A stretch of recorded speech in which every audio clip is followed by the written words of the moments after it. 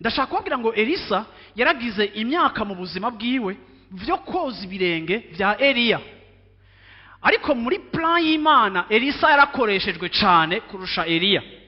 Ariko peu importe ko yarakoreshejwe cyane kurusha Eliya, ariko yoza ibirenge vyiyo. Ndashaka uno munsi kuvuga kuri iki kintu. Imana irashobora kuba yaraguhamagaye, ariko kandi hariho umwanya Imana iguhamagara, ariko hakabaho n'umwanya wa reconnaissance.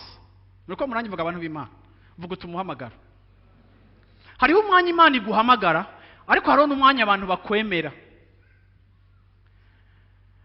Kandi abantu ntibakwemerera icarimwe. Elisa yarajanye na Eliya agakora ibikorwa biciriritse bibaye bito, ariko nubwo yakora ibikorwa bito yari afise grandeur muri we. C'était un grand prophète. Hariho abantu usanga mu buzima ugwana no kubaho kone.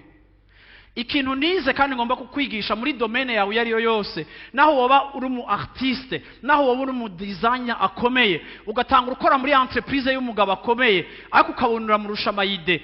Hariho imyaka wowe naho uba umaze kwiyemera kuko Imana yaguhaye confiance mu cyo ushoboye. Hariho imyaka bizogufata kugira ngo abandi bakwemere. Abantu iyo babonye abandi batabemeye bapika amakrize canke bakademisiona.